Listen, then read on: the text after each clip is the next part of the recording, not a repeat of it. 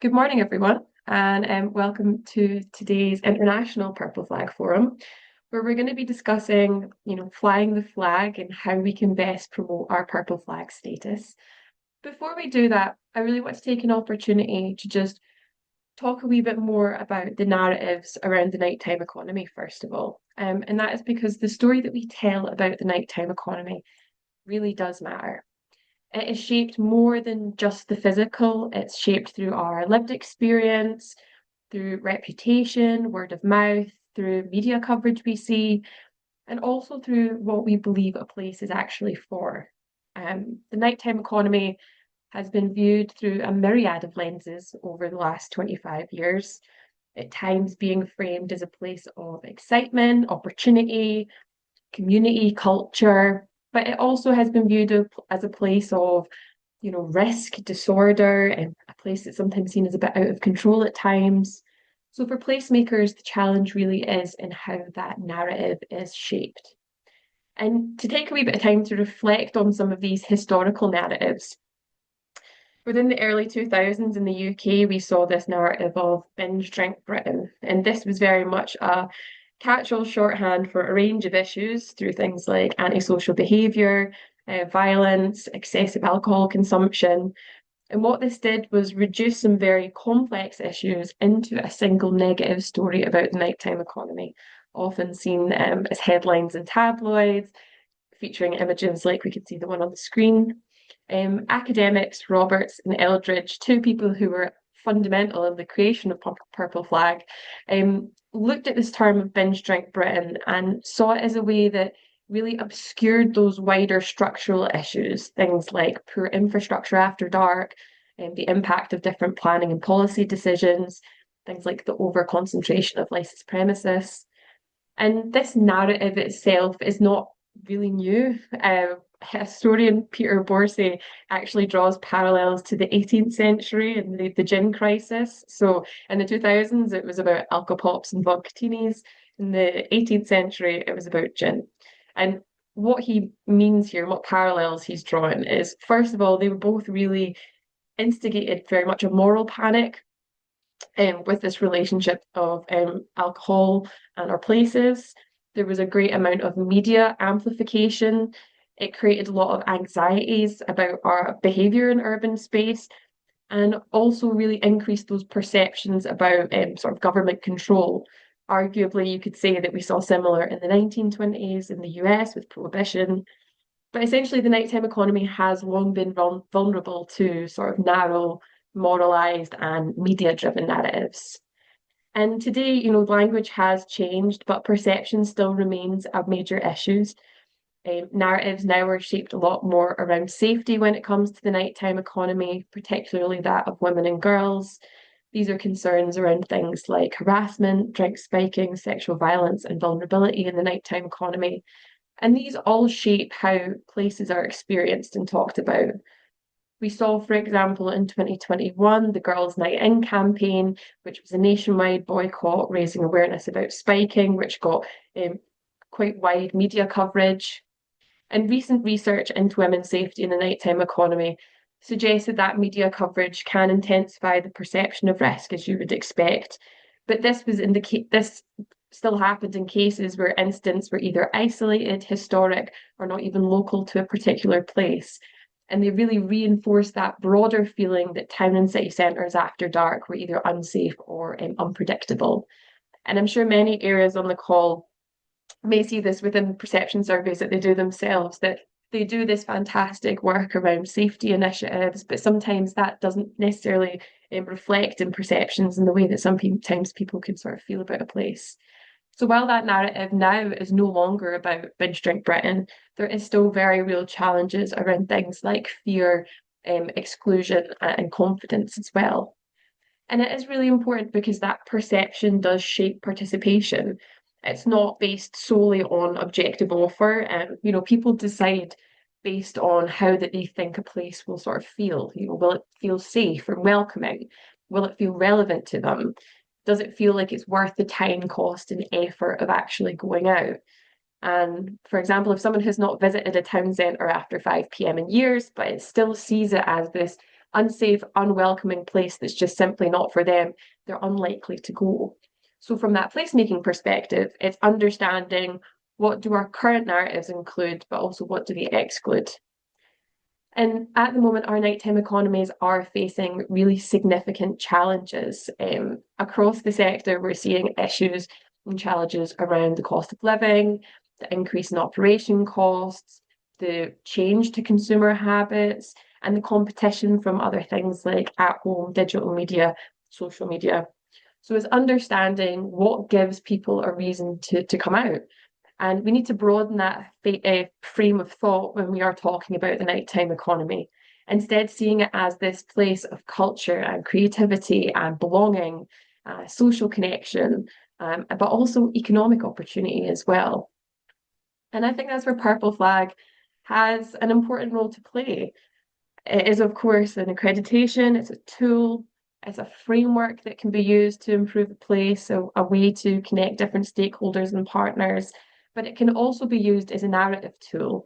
It can help make visible that work that can often go unseen. That can include things like partnership working, guardianship, diversity of offer, care, pride of place. And it moves that story away from being a one-dimensional, like Binge Drink Britain, to a much broader, richer picture, really helping areas tell a different story about themselves after dark. So if narratives do shape that perception and perception shapes whether people come out, stay and engage with their places, the challenge for us all is quite clear. How do we tell a better story about the nighttime economy, but also how do we communicate Purple Flag in ways that genuinely shift that perception? And that is what brings us to today's International Purple Flag Forum. So today we are joined by two speakers. We are joined by Roger Gatchalian, who is the Associate Director of Communications and Content at the 24-Hour Economy, New South Wales in Sydney, Australia. Roger is going to be sharing some insights with us from Sydney's most recent Purple Flag promotional campaigns. And then we're also going to be joined by Rich Lane, who is the Head of Operations and Business Crime at In Nottingham BID. And Rich is going to share with us some of the work that local artists have been doing to kind of help champion Purple Flag. So with that, Roger, I just want to bring you in and hear more about the work that you've been doing in Sydney. Thank you, Laura, and hi, everyone. So a very, really nice, I guess, preamble, because it very much highlights the fact that we share the same issues of perceptions of safety and cost of living and things like that. So what I'm about to run through is a campaign that hasn't gone live yet. It's going to go live at the end of July. But yeah, it was just very interesting that the very same issues exist in all corners of the world. So without further ado, I'm going to try and present and hopefully not mess this up. How's that? All right. Perfect. Okay, great. I just need to scroll through.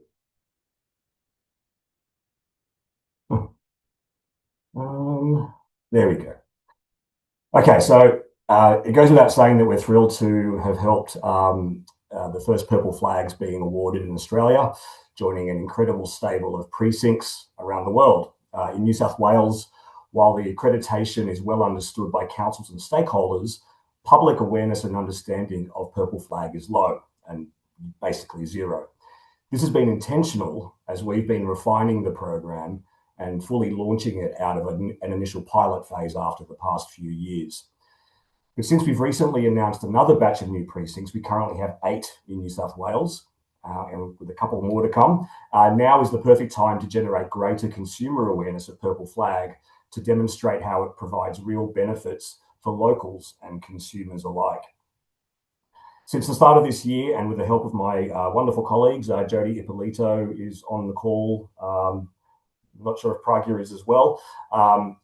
With my colleagues, precinct coordinators, local government, and external creative agency called Uberbrand, I've been overseeing the production of our first consumer awareness campaign for Purple Flag. So if any of you have been to Sydney, this is an overview of the map of Sydney. The campaign will focus on the first 4 precincts accredited in New South Wales to raise locals and visitors' awareness of the program and its unique offering to consumers. Firstly is Parramatta in Western Sydney, which is essentially the second CBD of Sydney, known for its Eat Street of diverse cuisine, live sport and live music. Lakemba, a melting pot of cultures with a very strong focus on Middle Eastern and other related cultures. Melting pot of cultures, food, drink and markets, uniquely without a focus on alcohol. Marrickville, one of Sydney's coolest neighbourhoods, known for its small bars, world cuisine, live music and more. And the very first purple flag precinct in Sydney, YCK Laneways, YCK standing for York, Clarence and Kent Streets, renowned for its hidden bars, great food and a crowd on the move. So we're thrilled to have had an opportunity to collaborate with the local councils and precinct coordinators who've all been hugely supportive of this campaign in its production phase and assisting with content shoots and workshopping messaging. The campaign's key objectives are introducing Purple Flag to the public in a simple, accessible and fun way, building recognition of the Purple Flag accreditation as a trusted marker, reinforcing confidence in nighttime precincts, celebrating local culture, community and nightlife, and supporting New South Wales government objectives for vibrant, inclusive nighttime economies.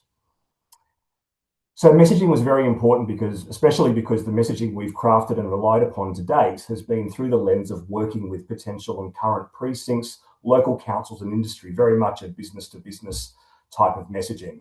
The messaging for a consumer campaign naturally differs greatly. It needs to be human-centered, that frames Purple Flag as the enabler of positive nighttime experiences for locals and visitors alike. Recognizing that people value food, culture and connection at night, but uncertainty and lack of information can limit participation through inaccurate perceptions of safety, value for money and access, as has been discussed already. And its tone needs to be welcoming, diverse, inclusive, accessible and community first. It's not about the nuts and bolts of the evaluation criteria, and of course those are very important things, but how the consumer benefits from a precinct is very different, and that messaging needs to be really drawn through the way that a consumer campaign works. So while the campaign will celebrate local identity, we wanted to create an overarching concept that ties the precincts together in a shared vision and purpose. And with the help of our creative agency, Uber Brand, we landed on the campaign tagline, Love the Nightlife, which connects the core elements of the Purple Flag program with the unique features of each precinct.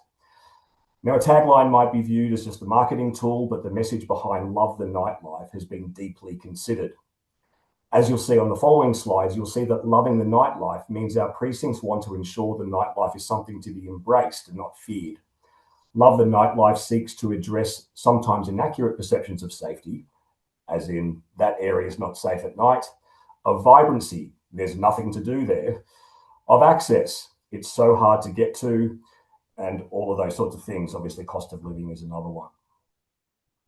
So with the messaging we wanted to fulfill 2 main objectives: building consumer awareness of Purple Flag as a program. This is really our first time actively promoting Purple Flag in a consumer space, separate from other PR and media opportunities. And through hyper-local imagery, celebrating what nightlife means in each precinct and how it differs between precincts. Nothing like some good word of mouth. If the locals love it, you will too. So now I'm going to show you how that creative theory was brought to life. And one of the key channels that we'll be using is digital out of home. And if you think of things like bus shelters, street furniture, and things like that, that's what out of home is. And this will be in those 4 Purple Flag precincts that I showed you earlier. The creative I'm showing you here is for that medium, both of which will be in rotation at the same time among other advertisers. The hero creative focuses on the program overall, speaking about the core principles in a consumer-friendly fashion, but mainly leading into the local creative, utilising local ambassadors unique to each precinct, and in collaboration with the precincts themselves to focus on the qualities they wanted to highlight. This here is Parramatta's creative, which heroes live music, featuring an up-and-coming Western Sydney artist called Zion Garcia. So the remaining three precincts took their own path to highlight their most important qualities. Lakemba with the Moroccan restaurant, Sultano Cafe, Marrickville with the hip, trendy bar Titus Jones, and YCK Laneways with Burrow Bar. We wanted the imagery and the creative to highlight the welcoming nature of the precincts and highlighting each of their unique offerings, while all linked together with the Love the Nightlife tagline, loving the nightlife in all different ways. And as I mentioned earlier, these precincts don't just love the nightlife in terms of having fun, but it's also reflecting their efforts to make their locations welcoming, inclusive, accessible, and of course, vibrant and enjoyable, celebrating what's great about them in an authentic, non-intimidating way. And this is not just a retail campaign primarily geared towards visitation. And of course, we hope that happens, but the primary objective, as I said, is about communicating the key values of Purple Flag for the first time to a consumer. I now want to show you a couple of quick videos that will be used for social ads and other digital channels like our website. The first one being a hero 30-second version speaking to the program overall and featuring all four precincts. Hopefully this works. When the sun goes down, Purple Flag precincts come alive. Late night kitchen, music and conversation, families, friends, and familiar faces. Places where people gather, where culture spills onto the street, where the night feels welcoming. Purple Flag precincts are internationally accredited, recognised as vibrant, diverse, and well-managed places to spend time after dark. Easy to get to and around. Designed for great nights out. Love the nightlife with Purple Flag. Great. So I hear that was all working. I'm going to try my luck again. And the next one is an example of a precinct-specific version, a quick 10-second clip to be used for paid social activity. And this one is for Lakemba. Howden Street, Lakemba. Local flavours and nights that bring people together. Purple Flag precincts are welcoming, easy to get to, and designed for great nights out. So that was the fun stuff, probably getting to a bit more of the marketing theory, so I won't labour this too long. But this is a breakdown of the media channels with the bulk of our advertising spend going on the first two boxes, digital out of home, which is that the bus shelters, etc., and paid social media, mainly Meta, Instagram, Facebook, and TikTok. We also have a component of our spend for non-English speaking communities. It's a requirement within New South Wales government to spend a certain proportion of our paid media spend on second language communities. So for this campaign, we've got Chinese for YCK Laneways, Arabic in Lakemba, Hindi in Parramatta, and Vietnamese in Marrickville, which reflects the main multicultural elements in each of those suburbs. So while this is mainly an awareness campaign, as you'll have seen, we had Purple Flag as the search term in the creative. So we've also dedicated some funds to paid search and digital display advertising to hopefully drive additional web traffic. And we've also created a more web-friendly version of our content to not only talk about the precincts themselves, but also to talk about the Purple Flag program and to really look at how we can encourage new precincts to show interest in signing up. We're actually now currently in the process of trying to get additional expressions of interest for the next batch of Purple Flag precincts. So theoretically, we wanted to create those two that main objective with that campaign, but we've also got a lot of work that we're doing to amplify that message. So we're going to be doing additional PR activity. We're going to provide social assets to the precincts, physical and digital poster artwork, and also supplying the B-roll, the video and photos from the shoots to the precincts for them to also utilise. Being the first time that we've done this campaign, we obviously want to make sure that it works. And so we are going to be doing a fair bit of analysis. It is our intention to hopefully do this campaign again, but we want to make sure that we're learning from any of the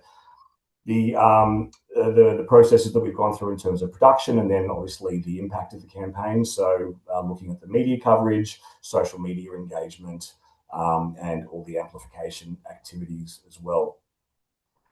We're also looking to, as I said, roll this campaign again, it's part of a larger effort that we're doing to promote precincts generally. A lot of the previous mindset of Sydney-siders in particular has been going into the main city, CBD, but we've created helped create dozens of new precincts, and purple flag precincts are certainly a critical part of those. And we're looking to really help drive a lot more trial and sense of discovery for people to not just go to their usual places that they like to go out, but also to try things, try new things. And by giving that purple flag message to a consumer as far as trying to dispel those rumours about access and safety and cost of and the expense, we're hoping that this will help to drive that sense of curiosity.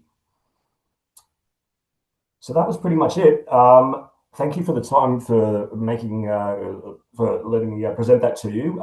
And by all means, if there is any questions either now or at the end, I'd be happy to take them. That's fantastic, Roger. Thank you so much for running through those campaigns. I think everyone will probably agree it's absolutely fantastic work that you have already done. It'll be amazing to see the impact of that once the program gets live. Yeah, any questions or comments, either pop them in the chat box or pop a virtual hand up. I'll just start if that's okay. I really love the idea of if locals love it, you will too. I think, that's a good testament to kind of that the idea of the area specific, as well as, having those materials and having those campaigns also tailored to the different communities in the area to ensure that you're really involving absolutely everyone who's kind of within that town or city. I suppose a question for me, when it comes to the area specific marketing and when you're thinking about what sort of venues or artists you're showcasing, what was the process to kind of choose, okay, we're going to have this bar, this restaurant, they're going to kind of be the face of, Parramatta or Lakemba. What was that process kind of like? Yeah, so it was very much a consultative process with the precincts. So 3 out of the 4 precincts that we did the campaign with, they're largely led by the local government. One of them is a bit more of a association of business owners within the precinct. So we had meetings with each of those very early on in the process because we wanted them to have a sense of ownership of this as well. You may have seen that there is also co-branding with the councils and the precincts. So we basically asked them.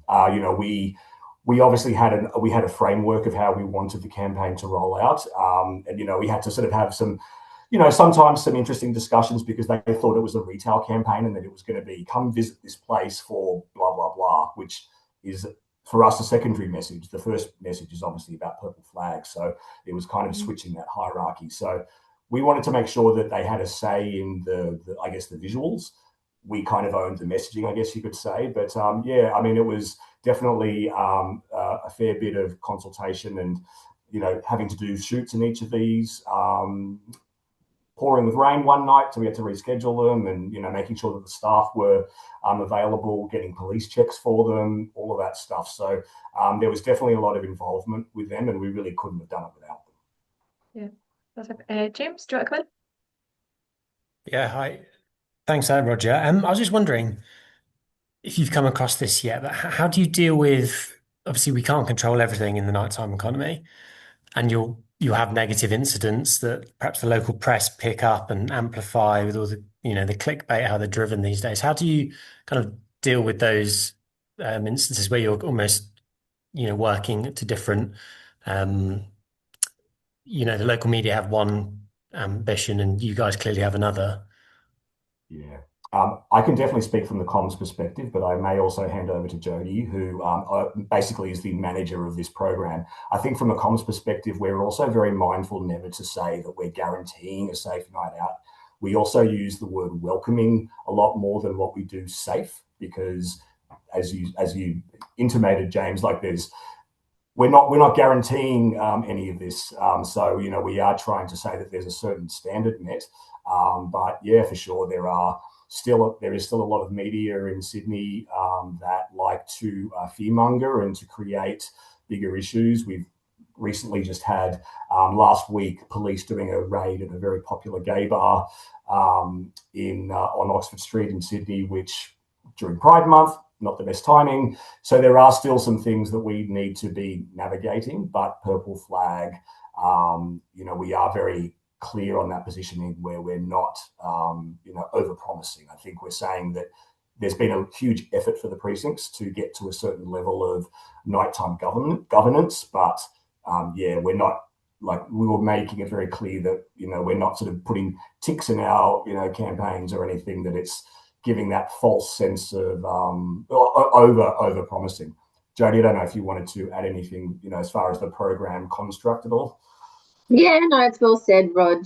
Look, at this stage, we're kind of still at that very early stage of awareness of Purple Flag. I feel like, our precincts aren't so much run through the mud, through the media at this point.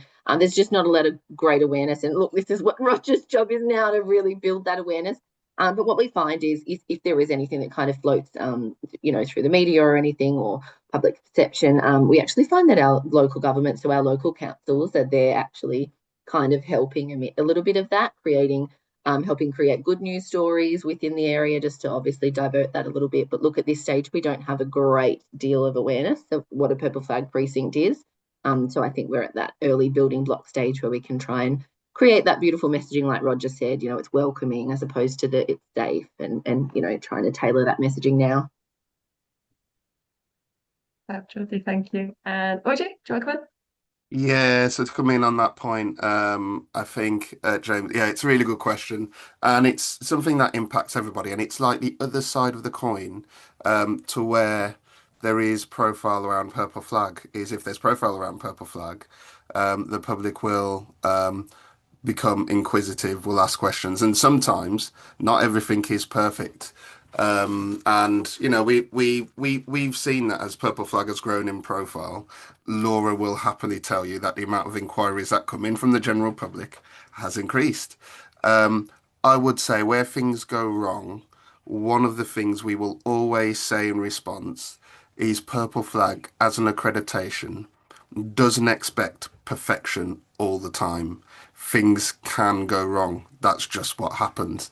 However, we will say normally with Purple Flag in place, it normally means there's partnership work happening so that even where things do go wrong, we expect that the response and the ability to be able to deal with certain issues will be far better, at a far better level in a Purple Flag area than it will be anywhere else, because you've already got the right people around the table in order to deal with anything that does go wrong. And I think that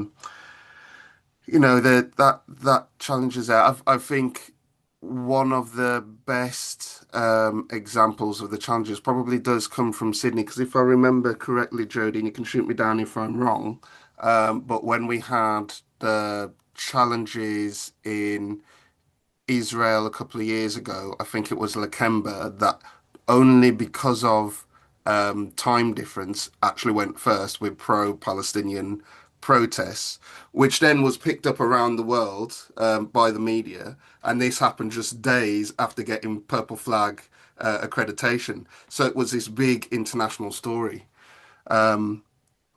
Most major towns and cities across the UK had exactly the same thing in the coming hours as people woke up, and it's something we all had to deal with. But that challenge of having to manage such a major story right after celebrating Lakemba getting Purple Flag status is just it's sod's law, but it's something we all have to deal with. And one thing, actually working with the guys from New South Wales, one thing that they have flagged up is the need for thinking in advice in advance around things like a plan for when there is a crisis, thinking through what you would do when things go wrong rather than having to be reactive to it. So having like a sort of crisis comms management plan, if you like, which I think is a great idea. And maybe at some point it's something that's worth its own discussion. Yeah, I completely agree, OJ. We had a current plan for the pilot, which we rolled out in terms of crisis management, and we're actually currently doing an office-wide revision of that. So watch this space. and we may be able to report back with some more information on that. That's fantastic. And just to double check, so once the session's over, are we okay to share the slides and the videos, Roger? Is that okay? Yeah. Absolute pleasure, absolutely. Absolutely fab. Thank you very much. Any other questions, queries, comments for Roger or the team in New South Wales? Yeah, Roger, I've got a quick question for you. So we've spoke about it before. Those comms are great. I think they're fabulous. And oh, maybe Jodie, you want to chip in on this as well? Are there any feelings, thoughts, plans to promote Sydney as a purple flag destination with a growing cluster of purple flag precincts outside of New South Wales across other parts of Australia? Or at the moment, is it about specifically the New South Wales market? Definitely, currently New South Wales, but obviously, if anything, it kind of moves out, just only because we're the New South Wales government at this point, so we're very much focused on here. But look, if anything changes in the future, then absolutely, the messaging will spread further, definitely. Maybe just to add to that, I know that we're also looking to work with other agencies within New South Wales government, one of those being Study in New South Wales and, international students. And so for them, knowing that there are 8, 10 precincts around Sydney, gives that, sense of, a little bit more assurance that that they're going to be, in safer areas. So that is something that is being discussed to at least try and amplify that message to get it out.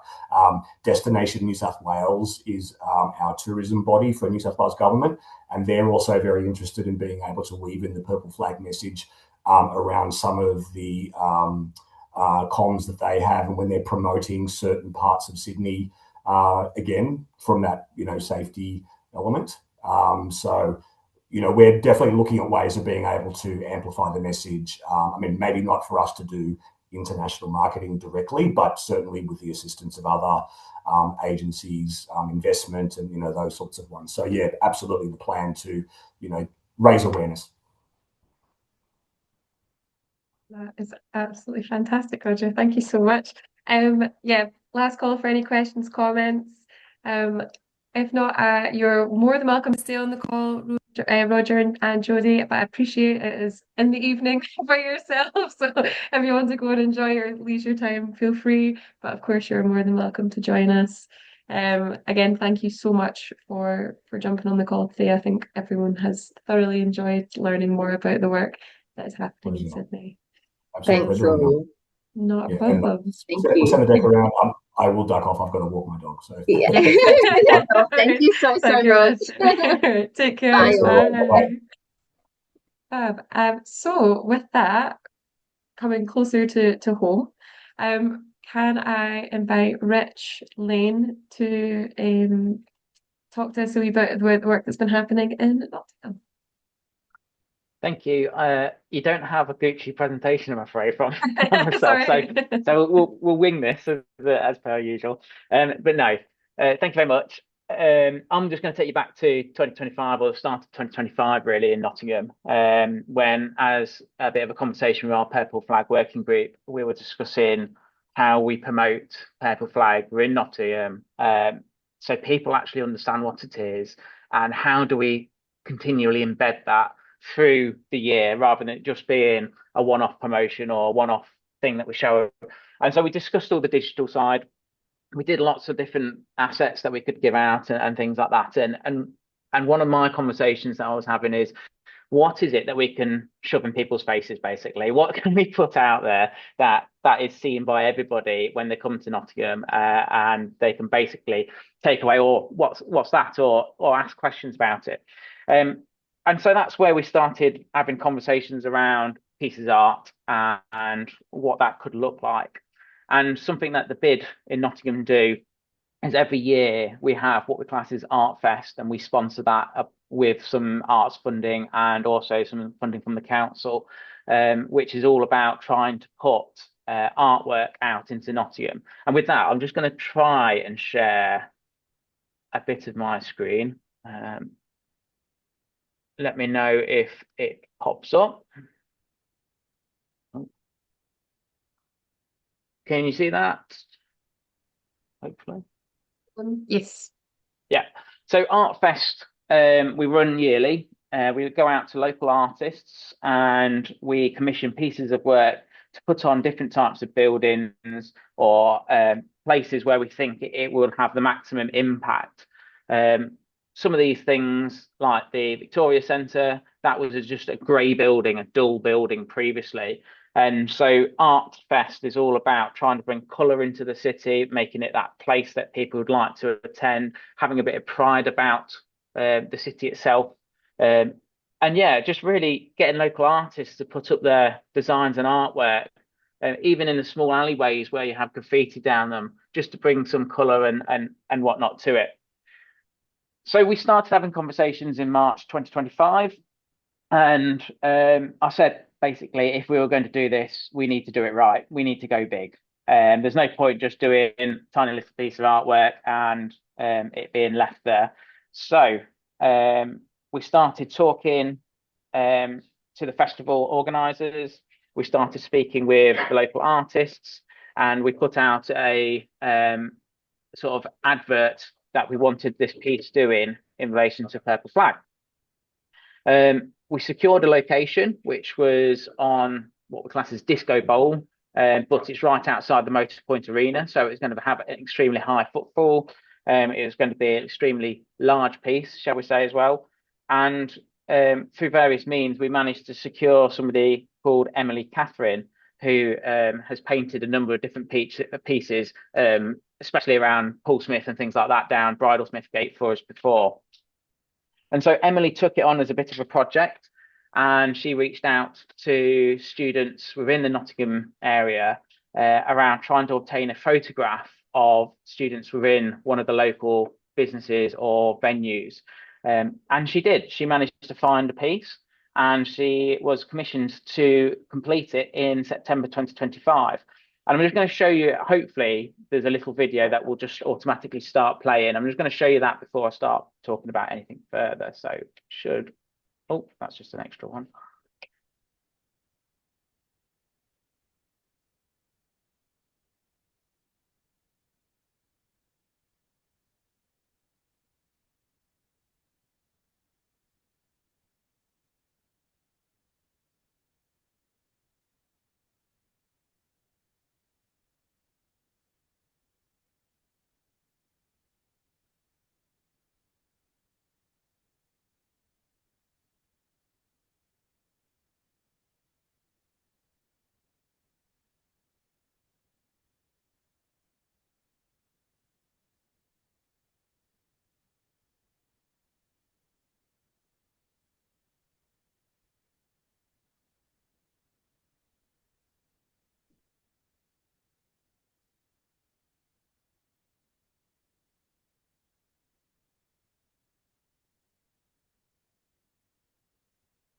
I'll see if just get on to the next slide before that.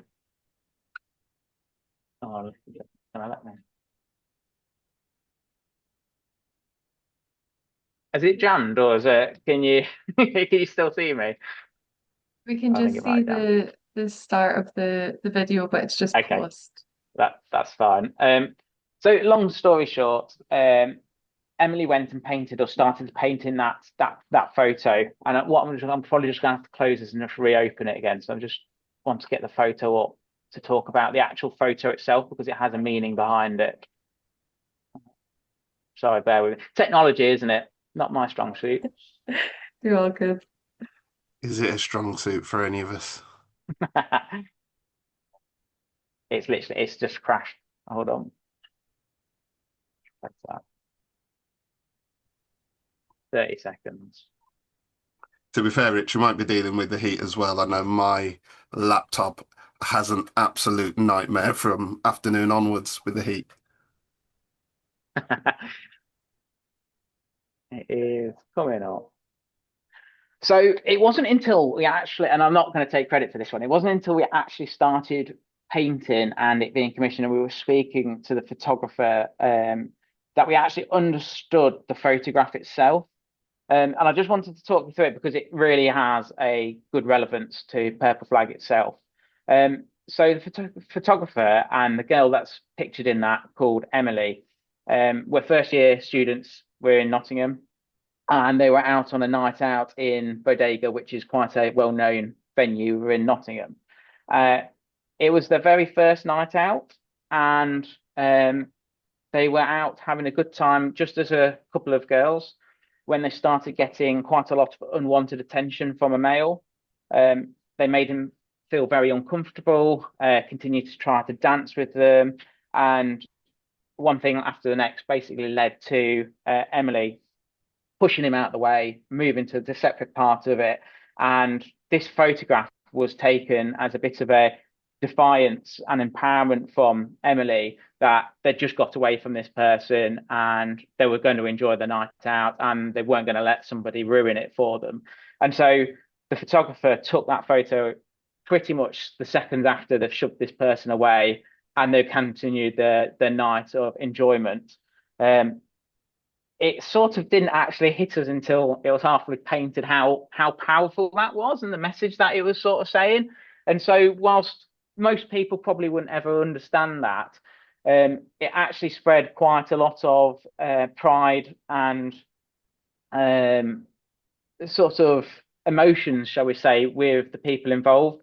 So it was very much that Emily came down with the photographer and also Emily that had painted it as well. And they all had photographs with it. They all published on their social medias the story. And that in itself then started to spread the news even further than we'd actually predicted in the first place.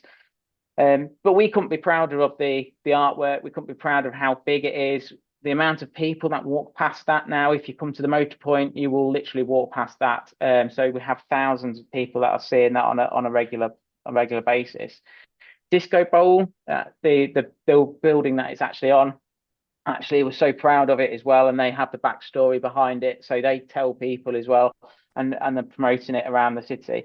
And so it was just, we always concentrate on the digital, and we'd always try to pump out messages on the digital platforms, but actually don't underestimate the power of a backstory and a photograph and a live venue in your town and actually getting that shown. It's actually something that we're very, very proud of here. So yeah, it's not a massive presentation for me. I'm happy to answer any questions in relation to how we managed to get it all sorted and commissioned and done. But it's not a complicated process. We reached out to local artists. We asked them to put something about a local venue with local students on there, and that we wanted to promote that we were a purple flag city to get people asking questions. There's a QR code that people can scan, and people do. You see them often standing next to it, scanning that QR code to try and find out a little bit more about what actually this is. And it's been a really, really good piece. Not being damaged, not being graffitied on, not being written over, because again, as I'm sure you all know, local artists seem to have this ability to gather respect from other people, and things like that don't get destroyed. So we're very happy with it. But yeah, I'll stop sharing, I'll stop muttering, and if got any questions, please do ask.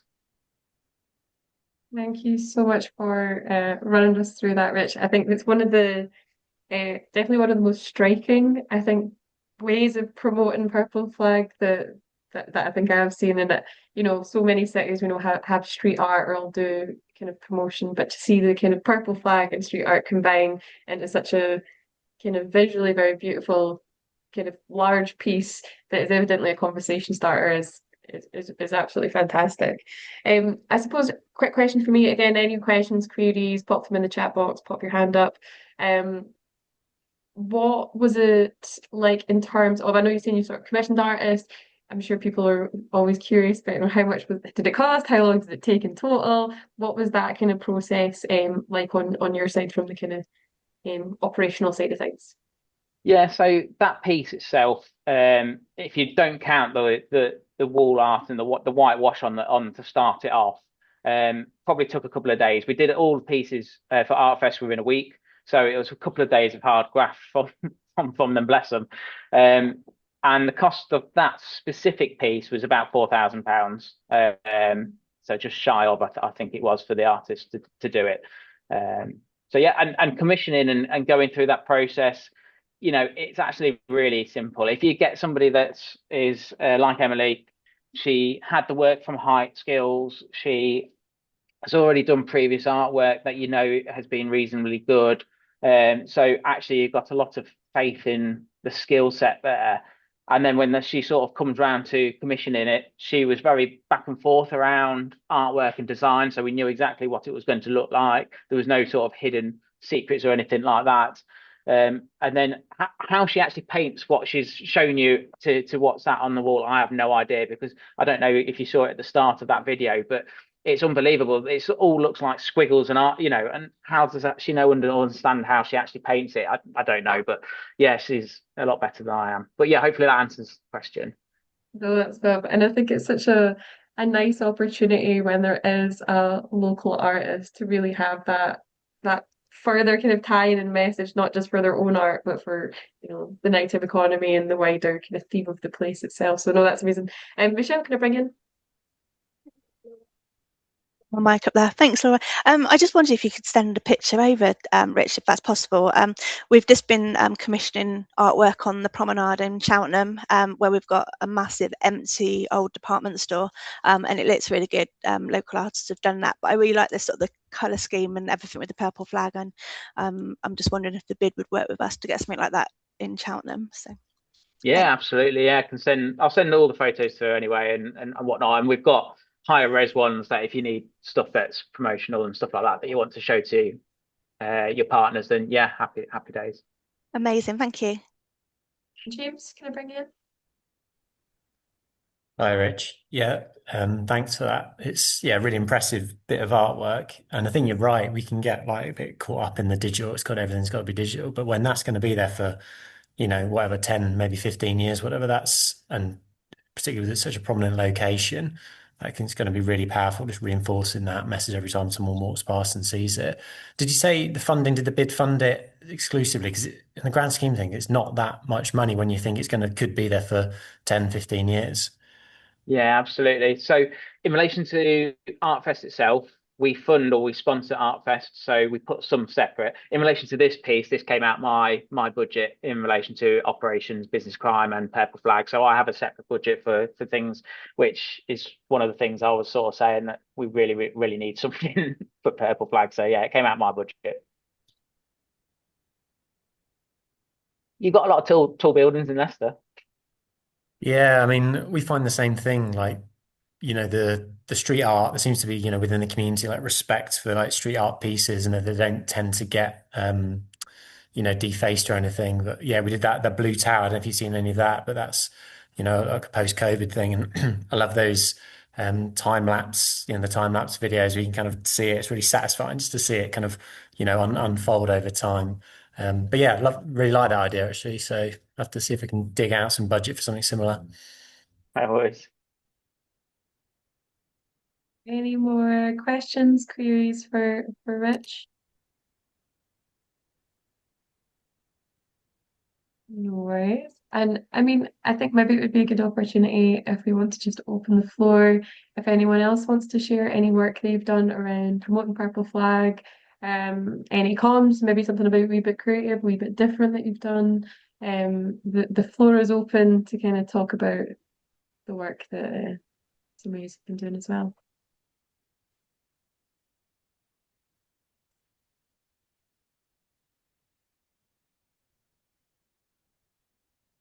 Or alternatively, I can just start picking.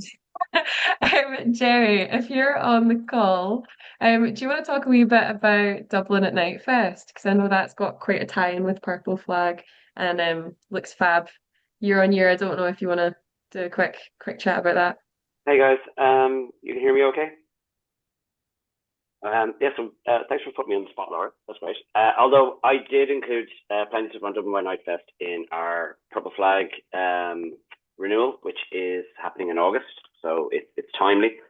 So for anyone who isn't aware, which I'm guessing a lot of you wouldn't be, the Dublin by Night Festival is going to be in its 4th year, and it's a large-scale event. Last year we had 80,000 people at it in Dublin City Centre in kind of 2 locations in the core city centre.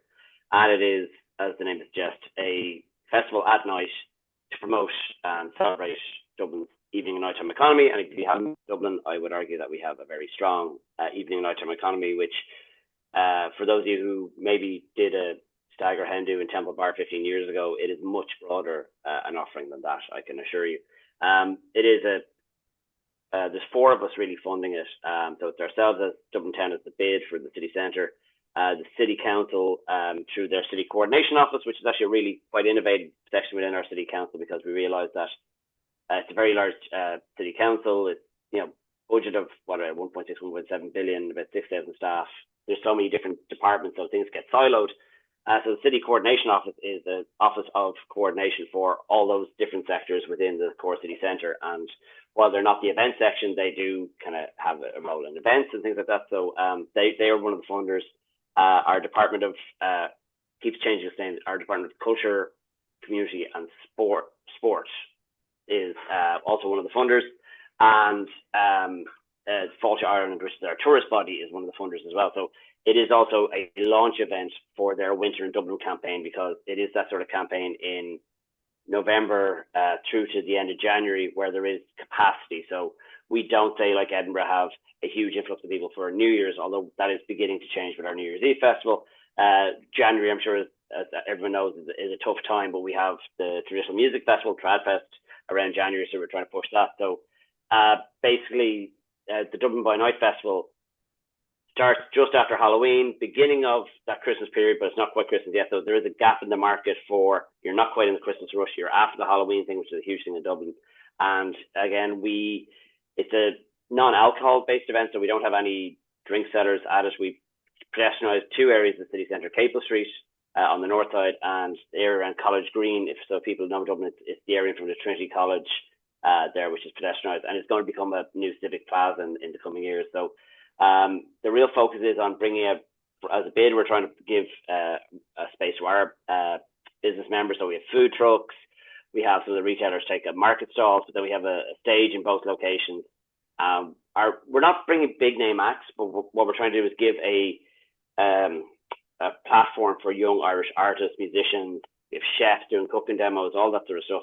And that's where the department's funding for culture and comes in, because they want, through their funding, they want to promote young Irish artists. So we're not about bringing in someone like, I don't know, Ozer or something like that to do a set. It's about promoting young Irish artists and giving them a platform to play in front of maybe 20 or 30,000 people in that location, which is an amazing opportunity for them. And we're now in our 4th year. What's great is that we do the survey and research for the previous years, where we've seen that people now see it as a part of the calendar, and they know it's on. We reach an awful lot of people, as I'm sure everyone knows. Like, we have a big advertising budget, but social media and word of mouth are our 2 biggest drivers, even though we do newspaper ads, radio ads, billboards, all that sort of stuff. And the feedback is excellent, because we've done it, 3 years now. We've never had a single incident of any sort of violence or anything like that. It runs late into the night at post 10 o'clock, and then that's when the entertainment's going to finish down, and we're kind of then pushing people into the later venues, the bars and all that stuff. So we've never had any issues. We have great support from the Garda Síochána, our police force, and they're pretty much a partner in that as well. They have no issues with the event, because it doesn't create any issues for them. And we've had great support from City Council about pedestrianising those spaces, as well as funding. So from the logistics side, their traffic department, the events department, have been really supportive as well. And of course, we brand everything purple. We purple the hell out of it. And it's a celebration of our purple flag. It's a launch of that Winter in Dublin campaign, but it's also a celebration of the city's nighttime economy. So that's it. Happy to take any questions on it or share any bits if people want to be a little more in detail. Thank you so much, Jay. Apologies for putting you on the spot, but you did beautifully. And yeah, the photos that come out from the fest, like year on year, to see how it's just continually growing, but just how like vibrant it is. You really get that sense when you see all the images of just how incredible a night is. So no, thank you so much for kind of running through that with us. No problem. Nicola, as well, I've got you in the chat talking about a flick book you've made for your Purple Flag submission to be more public facing. I don't know if you want to jump on, just quickly run through that with the group. I can do. My camera's not working, or it is, but I don't want you to see me working from home.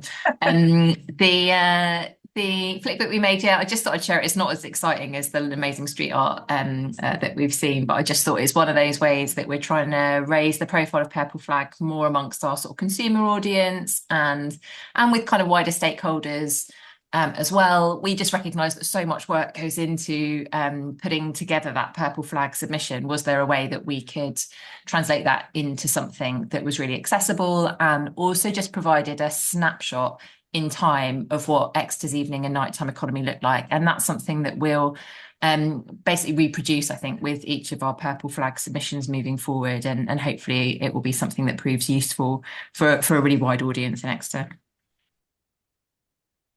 That's fab. I mean, it's absolutely a great document to go through. It is so eye-catching, and I think it does really translate that kind of detail into something that is a bit more accessible for people who are maybe not directly involved with Purple Flag to kind of understand it a wee bit more. Would you be happy for us to kind of share that with the other resources? Yeah, of course. Yeah, Yeah. that's absolutely fine. Yeah, no problem. Amazing. Thank you so much. Yeah, any other questions, comments, queries, anything you want to raise before we finish up? Laura, I don't mind coming in real quick. Yeah, You can see me working from home, looking sweaty now as well. I just on what Nicola was saying there, it's maybe not similar. It's not as kind of sexy as street art or the kind of big stuff, but I think one of the things that we did surprisingly well and way better than I was expecting is when we took Purple Flag over from the council. One of our main objectives was exactly what you said, Nicola, to kind of make it public facing, to let people kind of understand it and try and get the words common parlance really just in York. And we did the same things that everyone did. We've just done that recently. You kind of take the photo with partners with the flag, and that's great and that helps. But one of the other things we did is we worked with partners and we created some kind of 45-second videos. So they were really social media friendly. We did 3, and they were around getting home safely, safety around the river, and safety in venues. And then we had, I suppose, someone from the rescue boat talking about the river. We had a taxi licensing talking about how to get home and, you know, what to look for, what to watch out for. And then we had just one of our, I suppose, bartenders, if you like, from a local bar, just talking about, you know, how to be safe in venues. And we tried to make it kind of really just casual, if that makes sense, rather than really informative. We kind of led with a bit of a fact, and then just went from there. But the reason it was so good is we got we put it out we put it out again. Actually, I need to look at the figures on that. But the first time we put it out, we had over 250,000 views on them, and then I think about 25,000 people actually pulled through to look at the Purple Flag website, which. Yeah, and I think, you know, when we do stuff like Colour and Light or whatever, obviously you get the pull-throughs because people want to attend it. But I think it was really good to see those 25,000 clicks on learning more about Purple Flag. So I suppose that was our way of maybe making it more public facing. And I think we did 3, but we're now almost like looking at, can we do another 3 that match what's required so that we can kind of keep that message going. That's class, Carl. Thank you. And yeah, another fantastic example, I think, the way that we can kind of be spreading that message and the impact of that as well through the clicks. You know, I think that is really breaking that way through of getting the consumer understanding sort of what Purple Flag is when, you know, within partners and businesses and that kind of side of things, there's that knowledge already. But no, thank you so much. Any final comments, queries? No. Okay, well, thank you so much, everyone, for joining us today. Thank you to our speakers. Thank you to all our contributors. That is it for today. I hope you all have a lovely and hopefully cool rest of your Thursday where you can. Thank you very much, everyone. Take care.